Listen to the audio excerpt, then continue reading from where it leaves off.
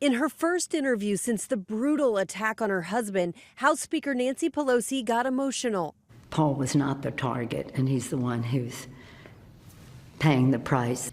It's really sad because it is a flame that was fueled by misinformation and all the rest of that, which is most unfortunate. It has no place in our democracy.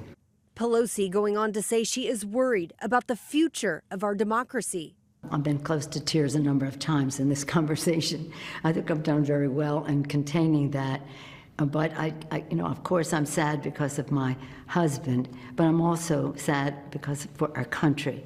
Analysts say the rhetoric this election season has been as heated as ever, the political divide appearing to grow even wider.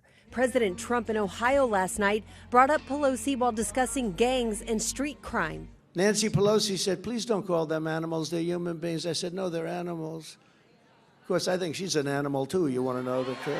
In many races across the country, the 2020 election is still on the ballot. Of the 552 Republicans running for Congress or statewide office, 199 have fully denied the legitimacy of the 2020 election. In response to election deniers, former President Obama on the campaign trail said, democracy as we know it may not survive. Similar existential rhetoric came from former President Trump when referring to the liberal agenda, saying, this country, I don't know if it's going to live for another 2 years. Others are calling for cooler heads to prevail. We've got to do everything we can to lower the rhetoric. There has to be some healing process. And Democrats and Republicans, member of Congress, anybody could be a target. Rhiannon Alley, ABC News, New York.